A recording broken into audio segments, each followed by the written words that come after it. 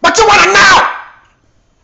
What's going on, people? Myke C-Town here with another episode of What Do You Want to Know, where you ask your questions. If you like your questions, I answer your questions on camera. Please send me more questions. As usual, you can send them through my Tumblr. I'll put the link in there. You can send them to me on Twitter by hashtagging WDYWK. You can put them on my discussion board on YouTube. Alright, well, let's jump right into this because I think I have some decent ones here. First question. Rowdy Roddy asked, "Hey Myke, love the channel. Quick question. What do you think about the Confederate flag controversy?" To be honest, I really didn't want to get into this because I feel like my opinion is probably not very popular. But for what it's worth, I don't really care that much about the rebel flag coming down. Don't get me wrong, I'm more than good with it coming down because personally I'm of the opinion that it stands for a group of people who wanted black people to remain property. Is slavery the only thing it represents? Absolutely not. It represents a lot of things. But the slavery aspect is one part of it, and we need to stop pretending that it's not. Now on to the matter at hand. I think we're looking for some kind of scapegoat with this whole Charleston shooting thing, when the scapegoat is already there, and that scapegoat is Dylan Roof. You know, he did not kill these people because of the rebel flag, and removing the flag isn't going to fix the problem of racism or prevent any more of these types of crimes, hate crimes, terrorist acts, whatever you want to call them, from happening. I won't even say that this is a step in the right direction as far as removing it. I think it's kind of irrelevant because, you know, telling a Nazi that he can't display the swastika anymore for, you know, whatever reason, whether, you know, because it used to be the Indian symbol, it's not going to make him stop being a Nazi. You know, if anything, it's just going to make it a bit harder to identify him. So shit, fuck you, Walmart. Leave that shit there. Because when someone walks up to me wearing a rebel flag, I know to keep my eye on them. And I'm not saying that I would automatically put them in the racist bucket, but I'd probably put you in the possibly more potentially racist than most bucket. But no, I definitely don't think the flag should be flown over any state buildings. You know, no one should have to pay taxes for some sap to raise and lower that flag, nor should they have to pay taxes for a building that has that flag flying above it. That's just my opinion. However, I do support people's right to fly that flag. You know, just like I support people's right to display a swastika if they want to, Nazi or not. I don't believe in censorship in any way, shape, or form. I believe in education. You know, I believe in educating people so they know how these symbols affect other people, and then hoping that they display some level of empathy and decide to no longer use these symbols. My biggest problem with this whole rebel flag shit is that we're acting like this is some big fucking victory. You know, I'm afraid that if the rebel flag is removed from state houses, supermarkets, department stores, and whatever else you have, that people will think the racism conversation around that topic will end. And it doesn't. You know, removing symbols of racism does not defeat racism. I'm more concerned with the feelings people have about racism than I am with the symbols that may or may not be racist.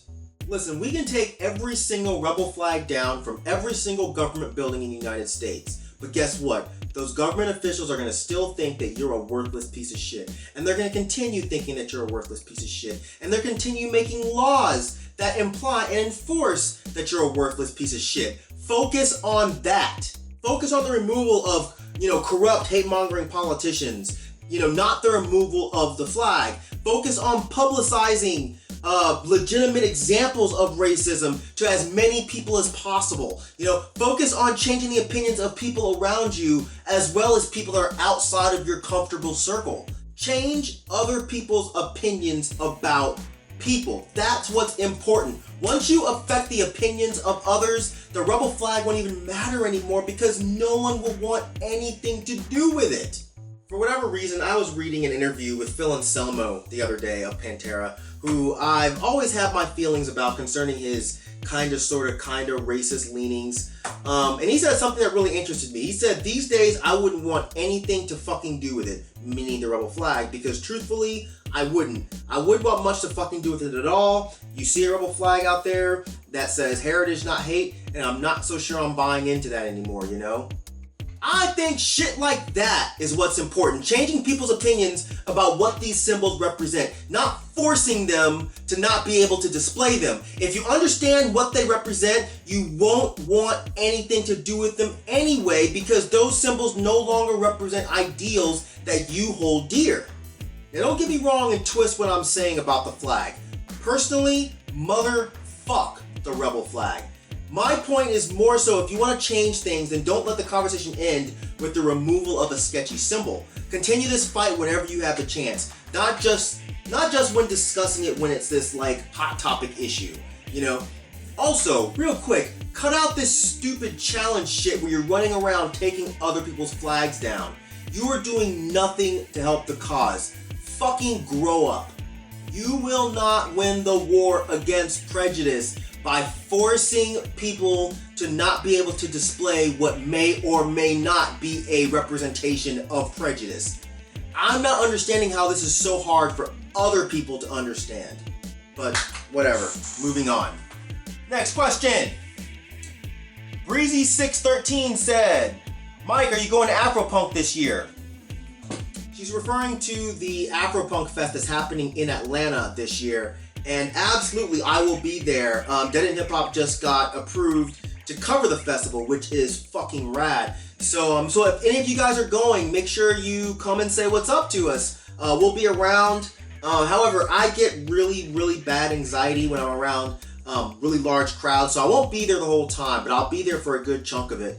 I definitely want to see Public Enemy. I want to see Death Grips, Danny Brown, Saul Williams, Suicidal Tendencies, Lola Wolf, of course, just because, bro, I'm just trying to see my bae Zoe Kravitz in person. You know what I'm saying? I'm trying to be yo baby daddy Zoe for real. Let's go half on a hooligan. You know what I'm saying? Look, people used to say I look like yo daddy. You know what I'm saying? Are you gonna go my way? You know what I'm saying? If you got daddy issues, let me help you. Help me help you. Alright? Next question. Silent Burial said, do you listen to all types of music? Is there anything too extreme for you, like harsh noise, power electronics, or maybe some super avant-garde stuff? And would you consider such extreme genres of music even music, or more like an art project, if anything? Love to hear your thoughts. Do I listen to all types of music? First of all, what you need to do right now is click my name, takes you to the main page of my channel, go over and go to the playlist and click the vinyl shit. That has my vinyl videos where I talk about a lot of music. There you'll see that yes, I do listen to a lot of different types of music. Is there anything too extreme? Not really.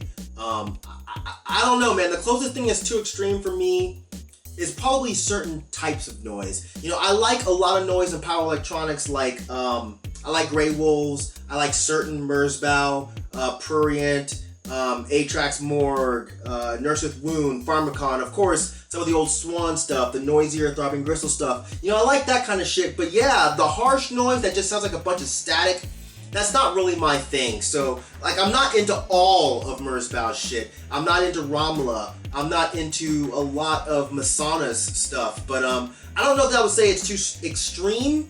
I just don't feel anything when I listen to it. As far as if it's still music, of course it's still music. Music is basically just sounds to express emotion, and noise definitely does that. It pushes the boundaries of what is listenable, but I think that that's the great part of it. You know, if we all get too comfortable with what can be considered a part of a certain category, then that category becomes stagnant. And that's the beauty of music. There's so many things that can be considered a part of it. And what's so great about noise is that it's right on that edge, making people really think whether or not it can really be considered music. And which leads to my next thing. You asked if it's music or an art project. That's the same thing to me. You know, personally, I think all music is an art project. I'm from the mindset that art is simply an expression of the imagination or creativity. So if music is the medium in which you choose to express yourself, then you are an artist creating art. This would go for people rapping, people dancing, writing poetry, painting. In my opinion, even people who choose to express themselves through the way they dress, they're all artists. So regardless of whether you make music because you have this urge to express some feelings you have, or you want to start a revolution, or you just want to make money. You know, by default, you are an artist. You can be a good or a bad artist, I guess, but you're still an artist by definition. So yeah, noise musicians, by simply making organized or free-form sound, they are musicians, and by being musicians, they are automatically artists by default. So yeah, that's, you know, a whole lot of yapping to basically say, yeah, there is music that I don't like that falls into the category of extreme, but there's stuff that's equally as extreme that I do like. So it's not so much an issue of how extreme the music is, it's more about the type of extreme their music is and what they do with that extremity. So that's it for this edition of What Do You Want to Know? Please send me more questions, as I said in the beginning. And yeah, as usual, thank you for living, thank you for loving, thank you for being you. And I will see you guys next time. Peace, bitches!